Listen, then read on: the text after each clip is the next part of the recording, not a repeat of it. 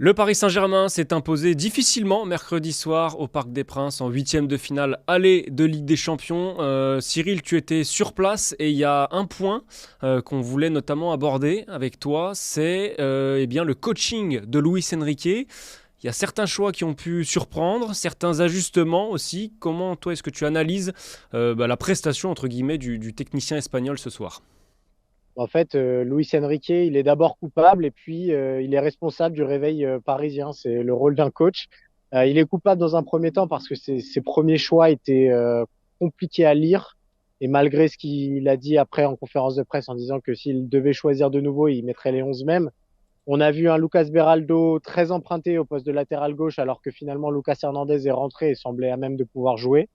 On a vu un Fabian Ruiz en sentinelle qui était censé fluidifier le jeu et qui a été complètement pris à la gorge par le pressing de la Real Sociedad. Il fallait s'y attendre à ce pressing-là. Donc c'est pour ça que c'est un petit peu surprenant de la part de Luis Enrique de se dire qu'on va mettre ce profil de Fabian Ruiz qui est quand même pas le joueur le plus rapide au monde et pas le joueur le plus vertical au monde pour contrer le pressing de la Real Sociedad. Donc on a eu cette première mi-temps très compliquée, vraiment très difficile de la part du Paris Saint-Germain où finalement il n'y a pas eu de match. La Real Sociedad était bien plus entreprenante que le Paris Saint-Germain. Et puis il y a eu ce choix en deuxième période de repasser Vitinha comme sentinelle. Ça a apporté du dynamisme, ça a apporté de la fluidité. Et c'est pour ça que si on devait de noter Luis Enrique, c'est très compliqué aujourd'hui parce que ses choix de départ n'ont pas été bons, mais qu'il a su très bien corriger le tir et c'est presque le plus important, on a envie de dire. Alors moi j'ai deux arguments pour prendre un petit peu la défense de Luis Enrique.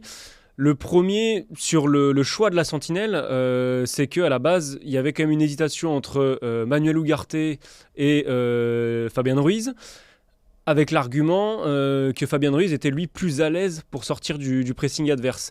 En l'occurrence, il ne l'a Ça, pas c'est pas été. vu. Ça a été très peu visible sur la pelouse. Mais mon deuxième argument, c'est qu'en fait, alors, il y a plein de matchs où on pouvait tomber sur Luis Enrique cette saison, notamment en Ligue des Champions, et je pense en particulier à Newcastle, où il s'entêtait avec son schéma très offensif, etc. Là, je trouve que vraiment, il faut pointer du doigt beaucoup plus les joueurs que Luis Enrique après cette prestation. Parce que là, on a l'impression qu'il aurait pu mettre n'importe qui pendant cette première période. Ce qui a manqué cruellement, c'était de personnalité. Et le PSG, les individualités du PSG n'ont pas attendu Luis Enrique pour manquer de personnalité dans ses grands matchs. C'est ce qui a souvent fait défaut. Et là, c'était criant. Alors oui, il y a ce réajustement avec Vitinha devant la défense qui a fait beaucoup de bien en seconde période. Mais je pense surtout qu'il y a aussi un gros coup de gueule de Luis Enrique à la pause, qui a une vraie prise de conscience. Les réactions d'après-match de Marquinhos et de Kylian Mbappé, c'est de dire, voilà, on a pris conscience qu'il fallait jouer avec beaucoup plus de personnalité. Donc Luis Enrique a été obligé de rabâcher un petit peu ça. Et on se rend compte que finalement, ça a porté ses fruits. Donc voilà, encore une fois, je pointerai un peu plus du doigt les joueurs ce mercredi soir que Luis Enrique, qui m'a plus choqué que ça sur d'autres rencontres dans ses choix et son entêtement. Alors, c'est pas parce qu'il nous a plus choqué que ça par le passé que ce qu'il a fait au présent était forcément très bien. Je suis d'accord avec toi, il n'a pas mis son équipe en danger. Simplement, il n'a pas aidé ses joueurs à être dans les meilleures dispositions. Je pense à un pauvre Luca Beraldo qui vient de débarquer du Brésil, qui certes joue pas mal depuis son arrivée, mais qui est quand même à la base un défenseur central, qui se retrouve propulsé latéral gauche face à Kubo, dont on savait que ce serait un peu le seul joueur puissant de la Real Sociedad. Bah, évidemment, ça a été très compliqué. Et pour moi, c'est pas lui rendre service en fait simplement. Donc ça se termine bien. On ne retiendra pas le fiasco tactique qui a pu être comme ça a pu être le cas face à Newcastle. Il n'empêche que Luis Enrique a eu une part à mes yeux très importante dans ce début de match raté du Paris Saint-Germain. Et voilà, peut-être qu'un Ugarte, tu parlais de personnalité, de défendre en avançant. On a vu au tout début du match, notamment Vitinha qui grattait des ballons assez haut. Peut-être qu'un Ugarte qui l'accompagne sur ce pressing en avançant, avec Zahir Emery, bah voilà, peut-être que Paris n'aurait pas subi autant, comme ça a été le cas en première période face à la Real Sociedad, avec d'autres hommes sur le terrain. La question qu'on se pose, malgré ces deux buts en fin de rencontre, c'est qu'est-ce qu'on peut attendre de ce PSG sur la suite de la compétition, Cyril, toi qui as vu ce match au plus près au Parc des Princes? C'est la question à 1 milliard d'euros, j'ai envie de dire. Personne n'a vraiment la réponse parce que Paris gagne ce match comme un grand d'Europe, malgré tout, j'ai envie de dire, en étant pas très bon, voire complètement à mort pendant 1 heure. Puis un coup de pied arrêté et un exploit personnel. Ça fait 2-0. Bon, bah, c'est vrai que pour le match retour, c'est quand même bien engagé, même s'il faudra se méfier de la Real Sociedad. Après, dans le contenu, on est quand même très, très, très, très loin du niveau que devrait afficher le Paris Saint-Germain en février. Les promesses de Luis Enrique, à savoir que cette équipe allait progresser et qu'en février, on verrait enfin de quel bois elle allait se chauffer. Bah, pour l'instant, on n'en voit pas la réalité tangible sur le terrain. Et il suffit de regarder les prestations des deux géants qui ont joué mardi. Manchester City, le Real Madrid, et a fortiori le Real Madrid avec la cascade de blessés qu'ils ont, dont Jude Bellingham, c'est beaucoup plus cohérent, c'est beaucoup plus solide, c'est beaucoup plus fort, tout simplement, que ce qu'a montré le Paris Saint-Germain ce mercredi au Parc des Princes.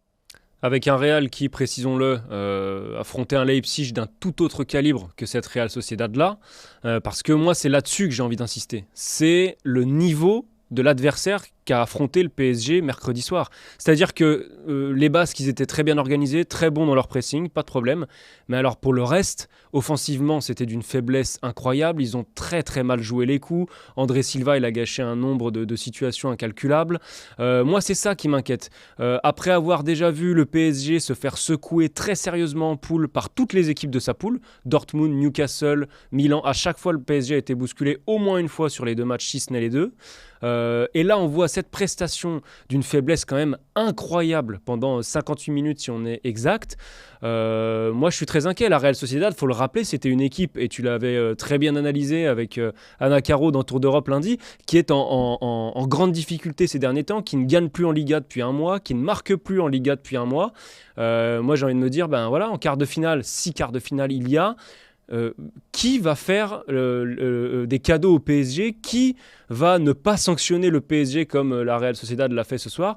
Franchement, je me pose la question. Je suis personnellement très inquiet sur la suite de la compétition du PSG qui n'a pas un niveau Ligue des Champions cette saison pour moi. En tout cas, pas top niveau.